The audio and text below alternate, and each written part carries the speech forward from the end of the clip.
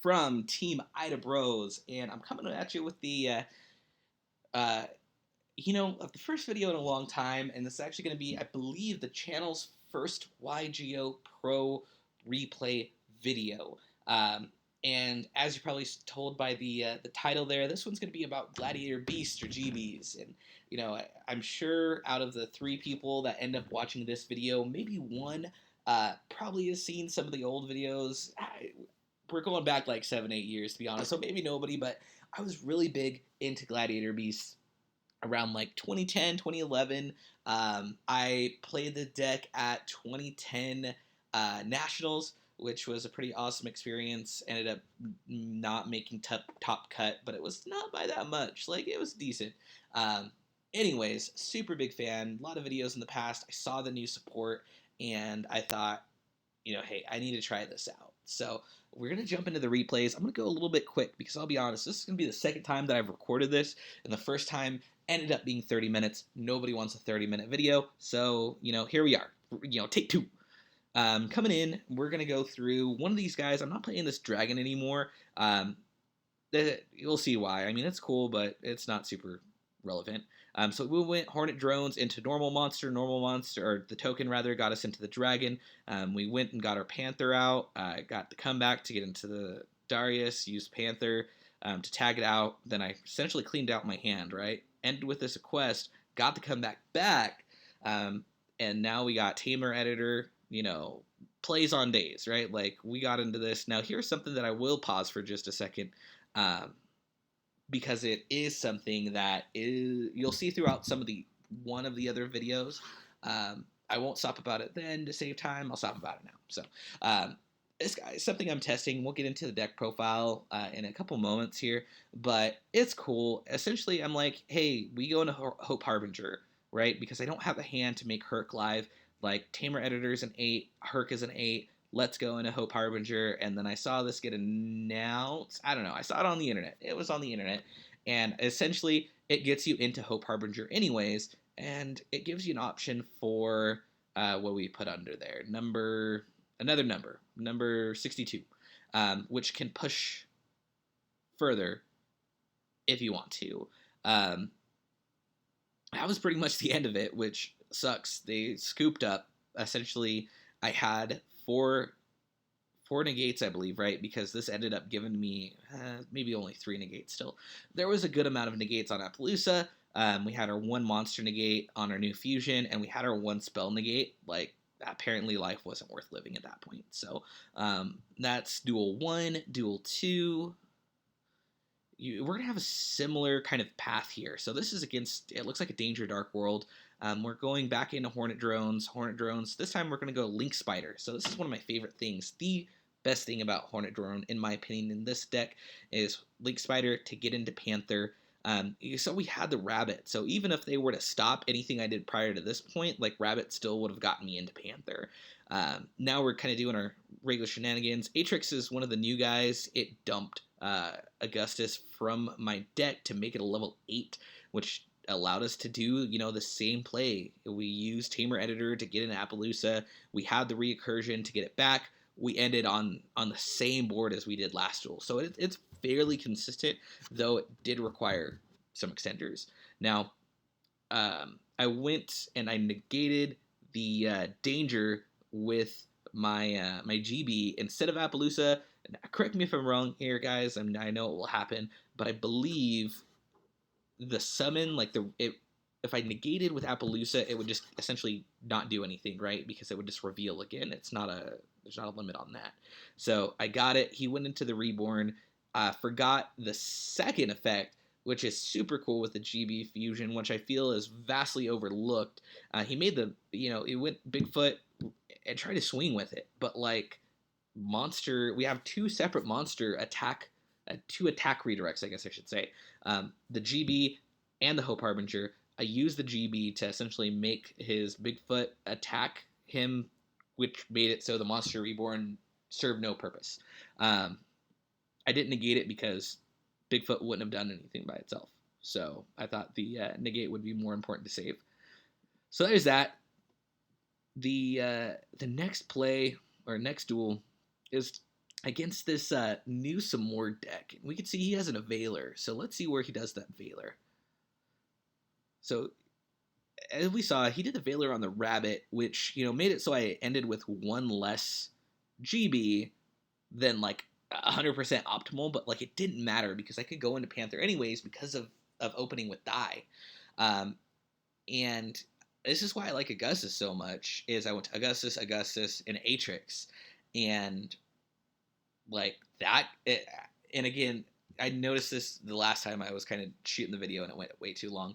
I did not notice when I looked at these videos initially that I ended, like my starting board was the exact same through all three videos. My bad. We got to them in a slightly different way. Like they started in a different way every time. Here he went field spell. I did not negate it with the Hope Harbinger, which is awesome because he had a Storm Forth, which would have wrecked me. I negated that. Appaloosa, I negated.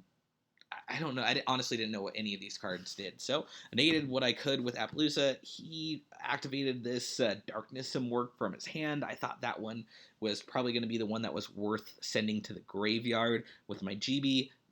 And at this point, again, same thing as last video, what is going to end up saving me, and honestly probably why he scooped up at this point, was the attack redirect, because I believe he was going to attack with this 3200, and I redirected it over here, and that was like immediate scoop button.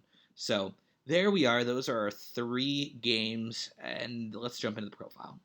So this is what I have currently. A little bit different, I think, from some of the videos that were up. Like I said, the dragon's not in there. We have our 3 of our vanilla, right? Like this guy has gotten so much work, and kind of to go through. We have the rabbits, and I know a lot of decks in the past that have played rabbit really advocated for more vanillas than just what we have here. But the unique thing about GBs or Gladiator beasts is we go through and our monsters have they go back into the deck a lot, right? So like at no point, very rarely, I guess I should say not at no point, because it can happen, but very rarely am I going to get into a point where I have a rabbit that I cannot use. Like at that point, I am already in a place where it's like it's probably not going to do anything. Like I am not going to get any further, even if I did have a rabbit. Like if I got wrecked so bad that none of the other Andals could go back to the deck, it's probably done at that point anyways. So we got these 6, right? Essentially that's kind of the package there. We got the 3 Augustus, which I'm a super big fan of. I see this a lot in 2s, but my thought process is to get that board that we saw, I have to have Panther and 3 monsters, right? So it could be Panther, tag out whatever GB into the Augustus, and then hopefully at that point, like I have either another Augustus and another GB in hand, or one of like the reoccursion cards. Either way, though, it's super important in my opinion, and it also makes these other 4, the only other 4 GBs that I play, it makes them live in hand, which was something that if we rewind back to OG Glads, even pre, like 2008 or 2009, essentially any of the early iterations of GBs, like your hope was not to have more than like a few, 1 or 2 GBs in hand, especially when you open, because it was more control oriented. And if you had more than 1 GB or more than 2, your thought was like, I am boned. Like because you have to rely on your normal summon, like your normal summon, like cool, I could summon GBs for the next 3 turns, but that doesn't, it didn't further anything. Like Augustus fixed that. Augustus makes it so even if you open a slightly monster heavy, maybe not all monsters, like you still don't want to see an all monster hand, but a slightly more monsters than you normally would like to see, like it's still playable. Like you still could go. So we have kind of our recursion Darius, monsters, quest, grab, mostly comeback. Atrix, we saw it, you dump Augustus to get, make it a level 8 and go off into editor from there. 3 Tigers, of course, and the funny thing with Tiger is, it used to be Tiger was used for its effect, right? Like Tiger is awesome. Big play was like Prisma, dump Beastie, get Tiger, go into Xaris at the end of it. Like, it was cool. Now, Gazaris could still be used for that. Like, that still is relevant, but, opening a lot, it really is just like summon a GB, special summon Test Tiger, go into Panther, and go from your play from there. Like, it's a special summon that, like, can do other stuff mid-game. So that's cool. So that's Panther. Unexpected Die, like we know we're getting into vanillas. Comeback, the new Recursion card has the only restriction that this has is that it can't be the same type as a GB or a monster. Yeah, monster. Can't be the same type as a monster that you have already on the field. So really the only time that comes up is with, I want to say it's like the Wing Beast typing and the Beast Warrior typing, which, it's one of those, as long as you're reading, which is difficult, but as long as you're paying attention to what you're doing, it is just phenomenal. Then we have Proving Ground. Most of the time what I find is, we go die into Ondel, into Link Spider, and then we search, our second vanilla to summon with Link Spider and go into Panther from there, and you still haven't used your normal summon. Or if you need to grab something, one of these four, or I guess five, to summon with Augustus, you can. So it has a lot more utility because of Augustus than it had prior. And I know Augustus isn't a new card. It's not one of the ones that came out most recently in the OCG, but like in this build, Augustus is super important in my opinion. From there, we have the Sky Striker package. I'll talk about those all at the same time. We have the 3 engages. It is super spell heavy. We see 24, 16 to 24 in terms of like ratio monster to spells. So at times, if you're mid game, and you need to activate engage, you can't get the draw off of it. And like in this deck, one draw, it can make the difference. Eagle Booster is cool because, Panther is the point at which you want to stop the combo. And if you could stop them from stopping your Panther, like that's super important. That's same concept as our Called by the Graves, right? Hand traps wreck this deck. Hornet drones in the Link Spider, like that's pretty much it. We have our recursion cards. We got 2 Succession and our 1 Reborn. It's basically, Links are playing and that's the way of the game, right? Links have played a tremendous role in how the game has evolved. Succession is an awesome card because I could special summon Tamer Editor, or I could use it to further my combo if it gets interrupted. It's super awesome. Now, one thing that I'm very unsure about, and if you have any suggestions, definitely let me know.